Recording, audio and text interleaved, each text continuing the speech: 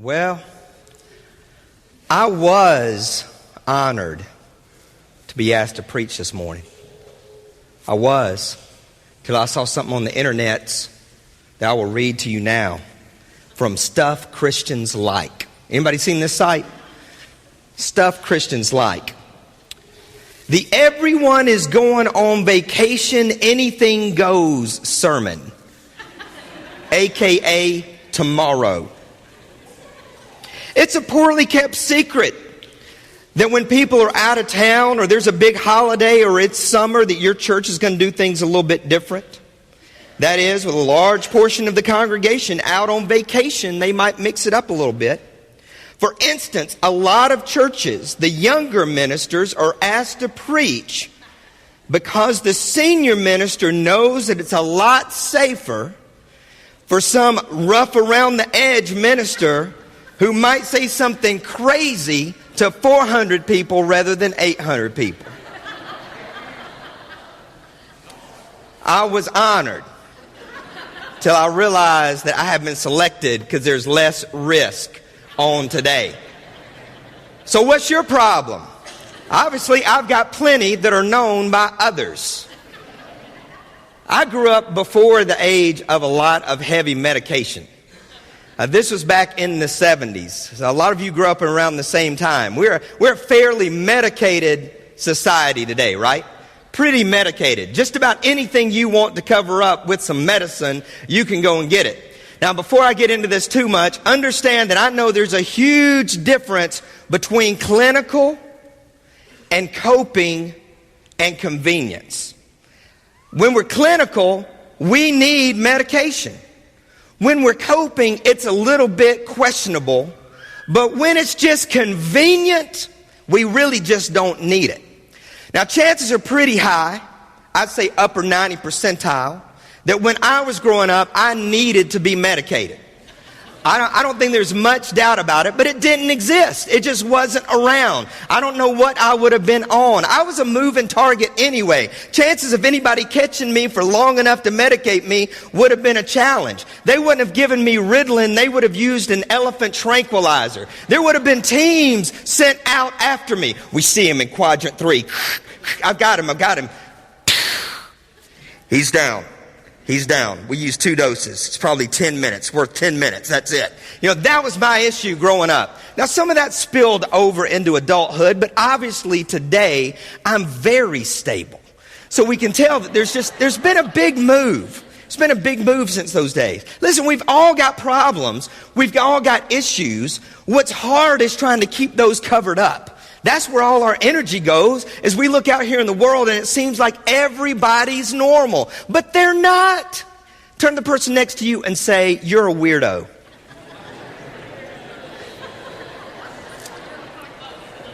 Listen, nobody argued.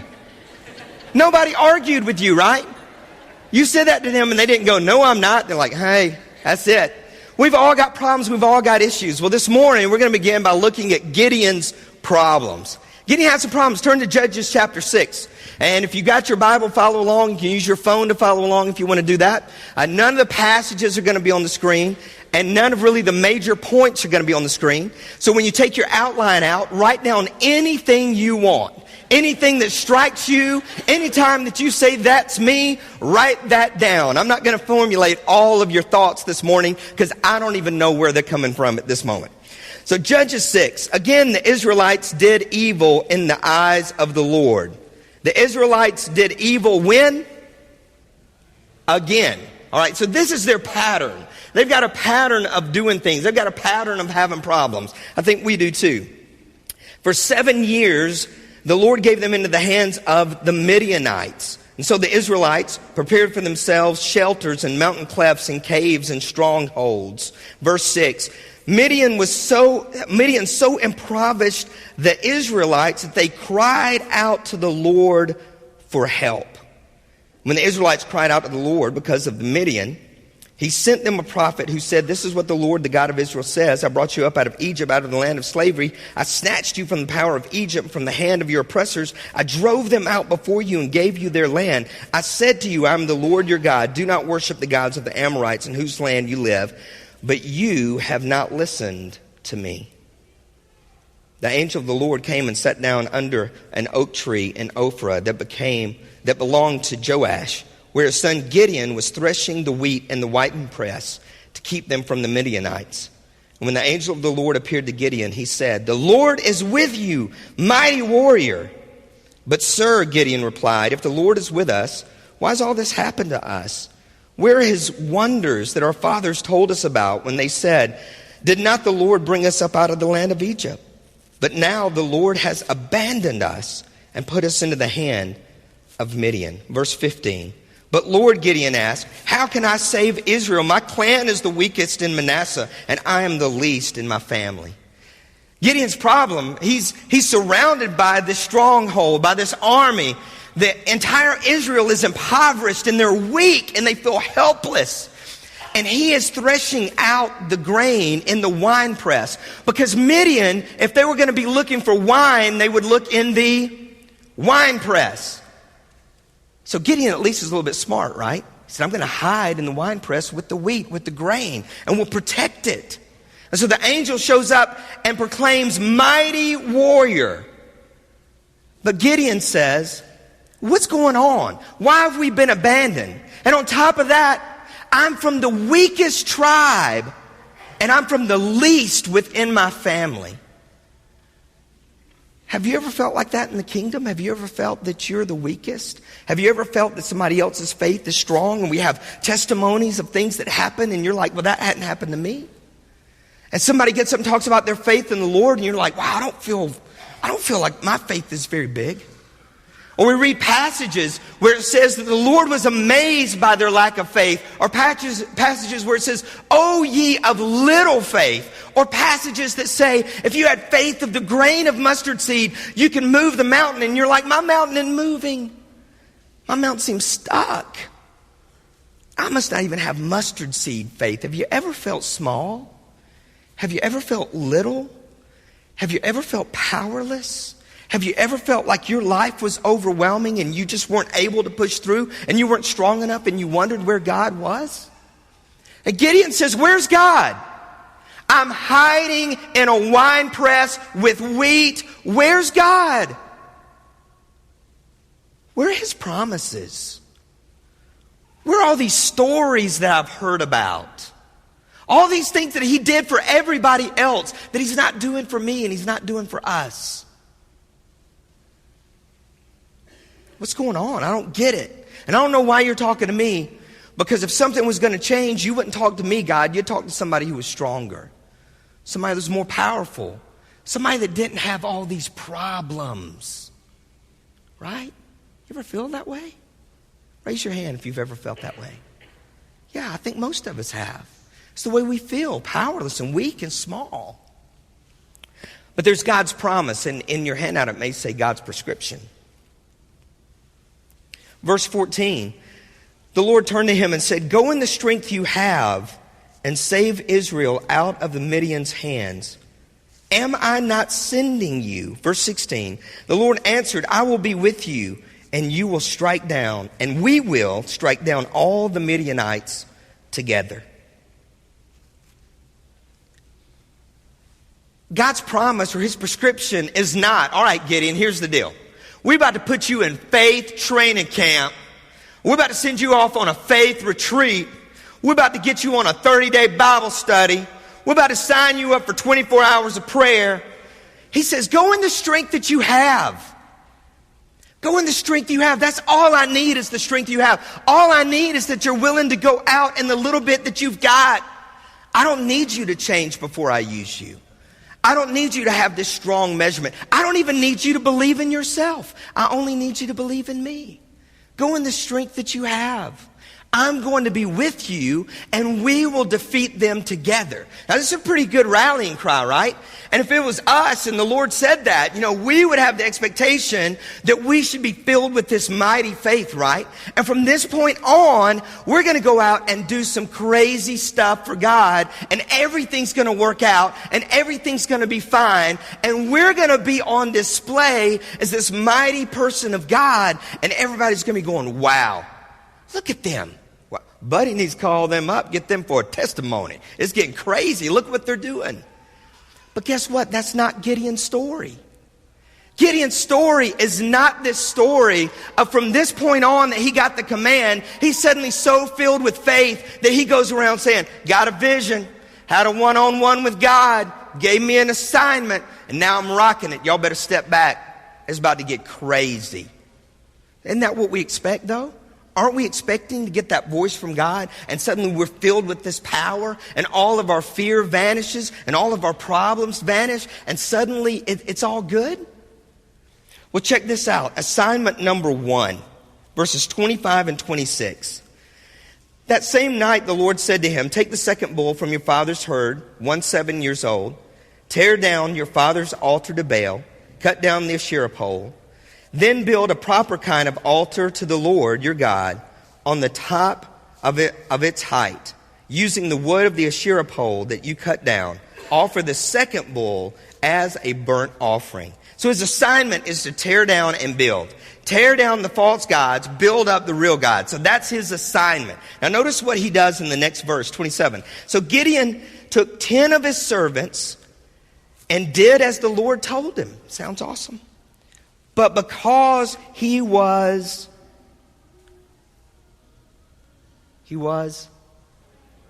afraid. Because he was afraid of his family and the men of town, he did it at night rather than the daytime.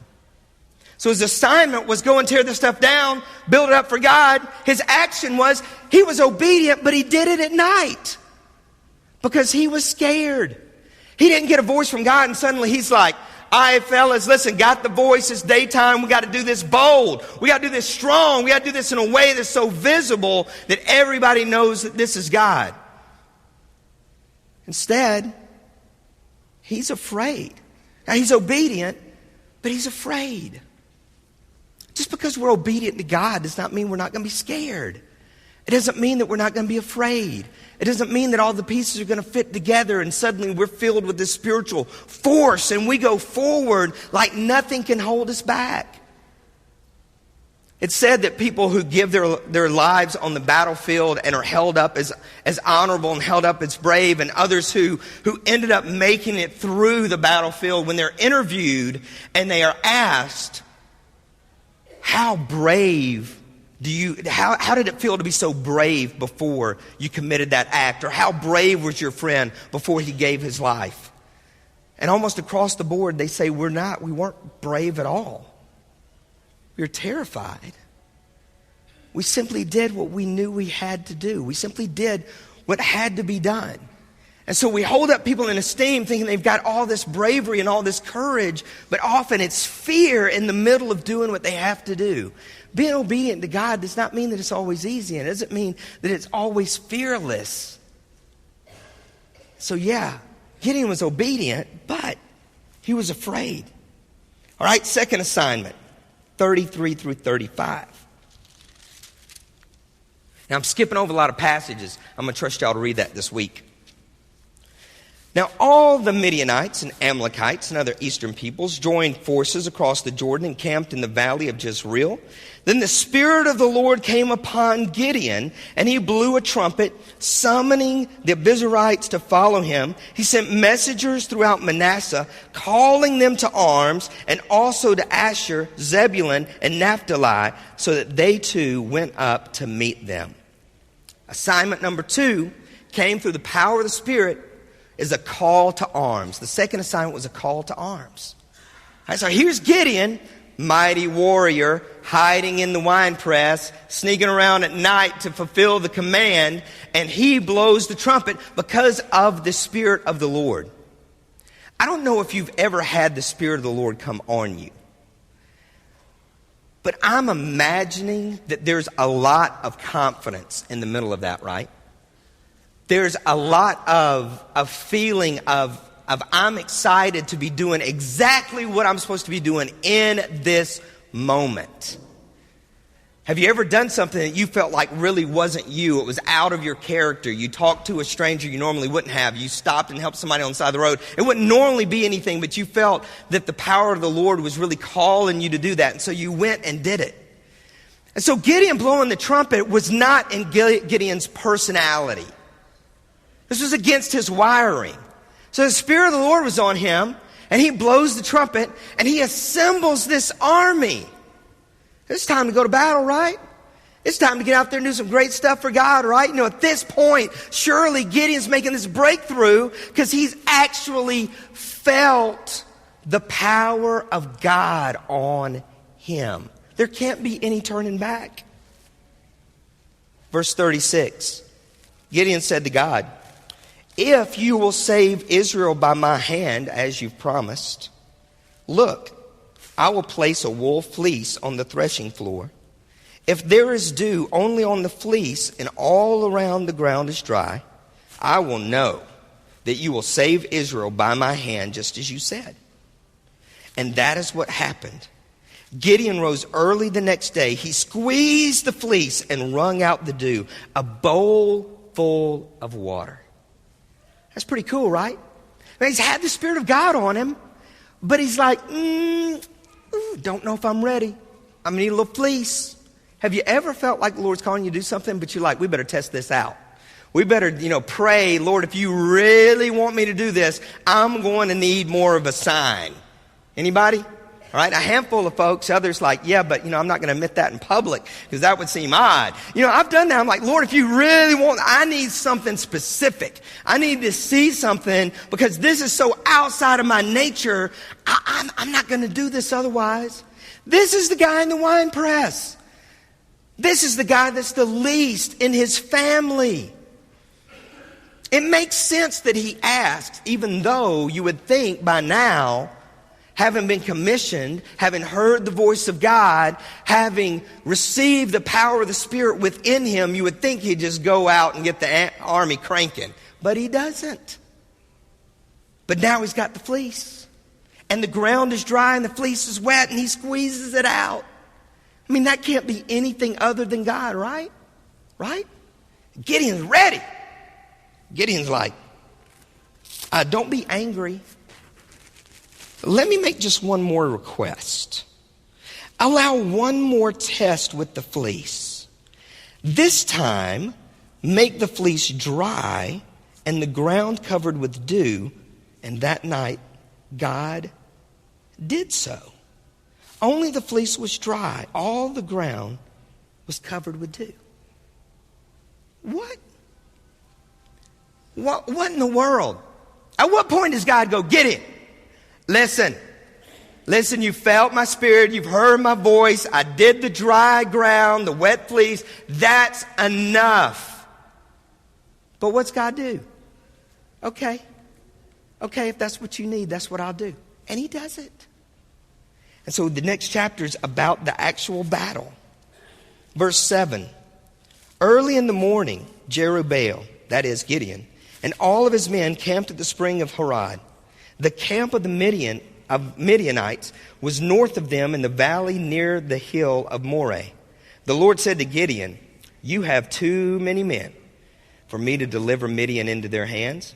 In order that Israel may not boast against me that her own strength has saved her, announce now to the people, anyone that trembles with fear may turn back and leave Mount Gilead. So 22,000 men left, while 10,000 remained. Gideon called him a big old army of Gideon. Bunch of Gideonites showed up, didn't it? He's like, y'all come to the fight.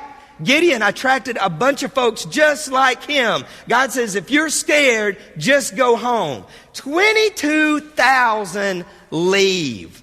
Gideon had me going, what? This is crazy. At least the fraidy cats could have maybe joined together and formed one warrior. But nope, they go home, 10,000 remain. And the Lord says to Gideon, there are still too many men. Take them down to the water. I will sift them for you there. If I say this one shall go with you, he shall go. But if I say this one shall not go, he shall not go. So Gideon took the men down to the water.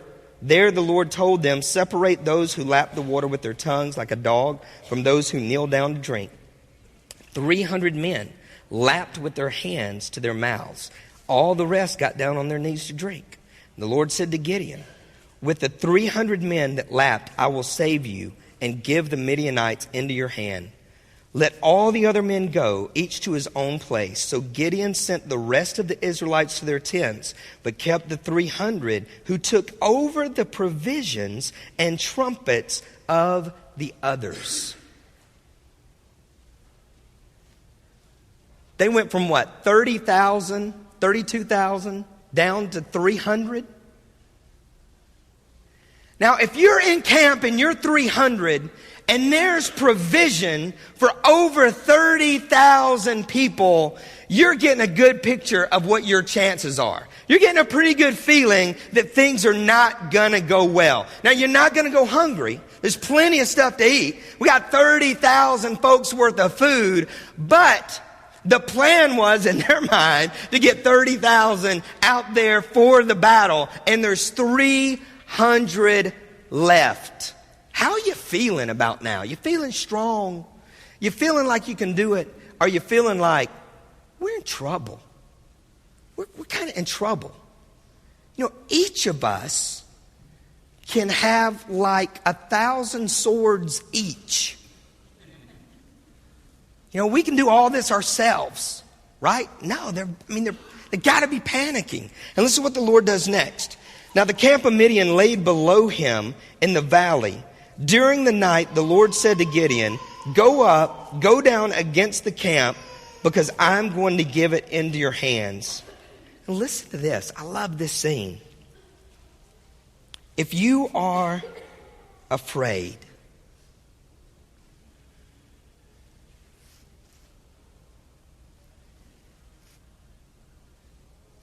if you're afraid,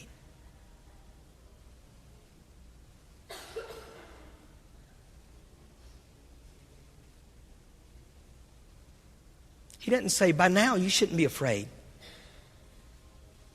By now you should just accept the command. By now you should just do what you're told. By now you should be strong.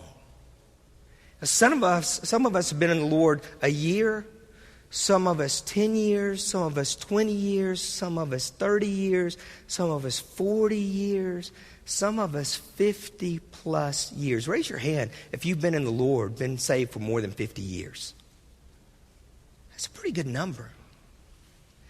But I guarantee you that there are still days that you're afraid. Days when you think, I need to share the gospel, but something hangs up within you. Days when you feel like you need to reach out and serve, but something hangs up in you. Days that you feel like you need to step out in faith, but something hangs up in you. God says, I have given. It's done. It's accomplished. I have given Midian into your hands. It's fulfilled. There's nothing more to be done. There's nothing more that you need to do. All you have to do is reach out there and take it. I have given. But if you are afraid,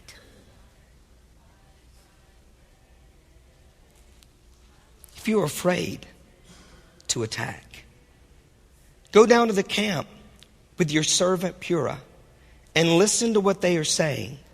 Afterward, you will be encouraged to attack the camp.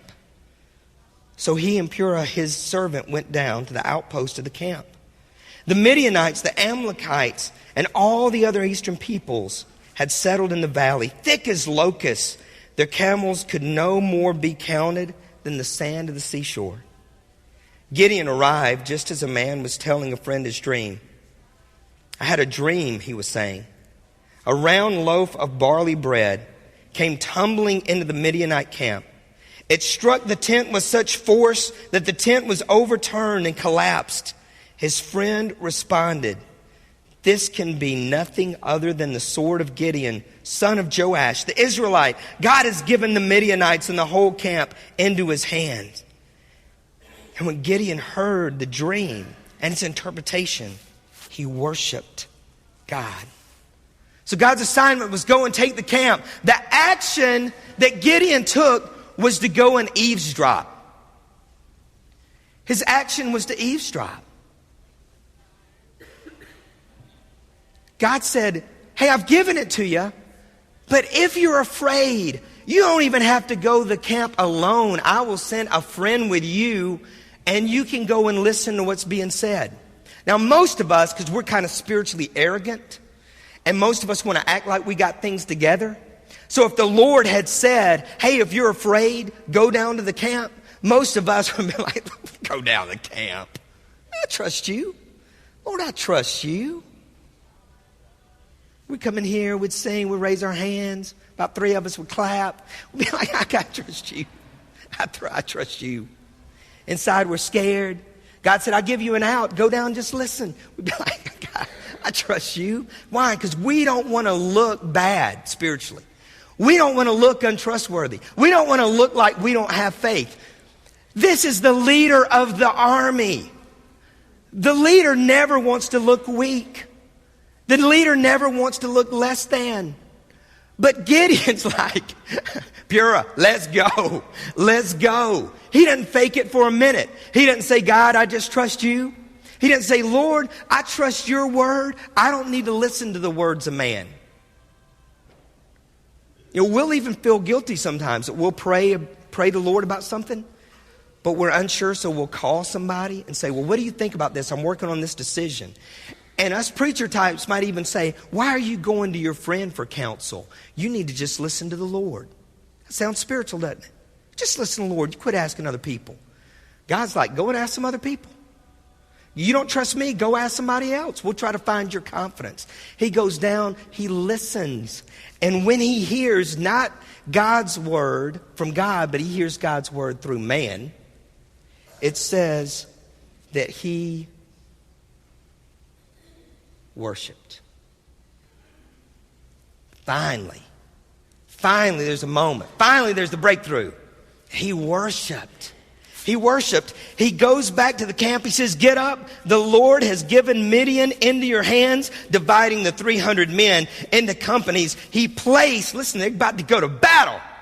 Be ready. You ready to face your week? You ready to be armed? Went into the 300. He placed trumpets and empty jars in the hands of all of them with torches inside.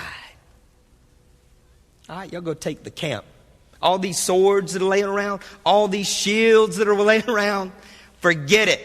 We're going to give you a pitcher, a trumpet, and a torch. Good luck. You know, most of us have been like, why did I not leave with the first quadrant? When they said people were afraid, why did I not leave then? Why in the world did I drink water like this? Why didn't I get down on my hands and knees? I could have been at home right now. I could have been at home. But you're going, I'm going to break y'all up into groups with your pitcher and your trumpet and your torch. And I want you just to have a good, we're about to take Midian. It's about to get crazy. And you know the story. They don't technically take Midian. Midian took themselves. Because chances were, with an army, there might be one trumpet, one pitcher, one torch per 100, maybe. So when 300 trumpets blew, when 300 pitchers were dropped and shattered, when 300 torches showed up and it looked like the camp was surrounded, and to each person that trumpet and that torch and that pitcher was a multiple, they felt like they were dead. They felt like they were gone. It's the worst an army has ever been armed, and yet God was victorious. The action that Gideon finally took, he took after getting reassured by somebody else. He said, watch me, follow my lead. Follow my lead. I just came down and I was scared. Don't follow that lead. Follow this lead. When I get to the edge of the camp, do exactly as I do. When I and all who are with me blow their trumpet, then from all around the camp blow yours and shout for the Lord and for Gideon. For the Lord and for Gideon. There's one word that is never used in this passage.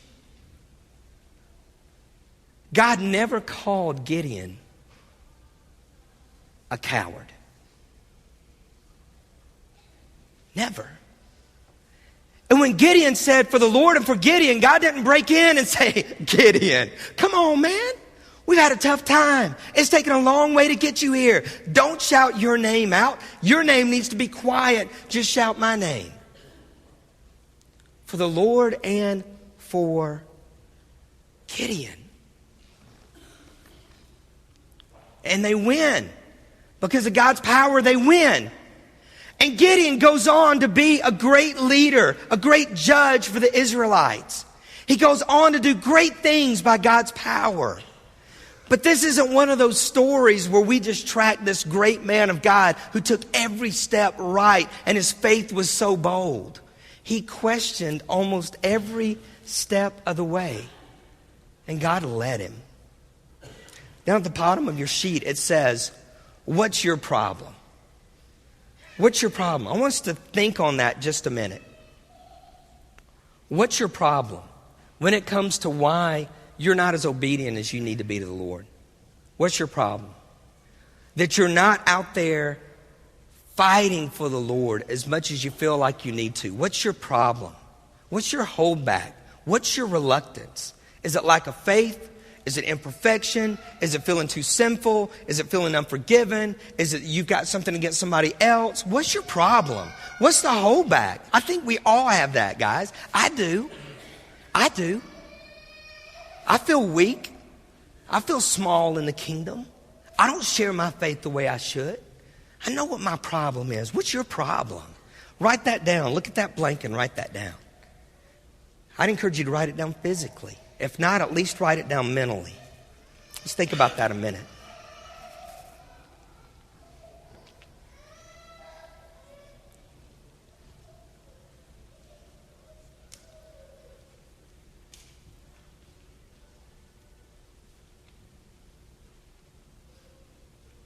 You got it?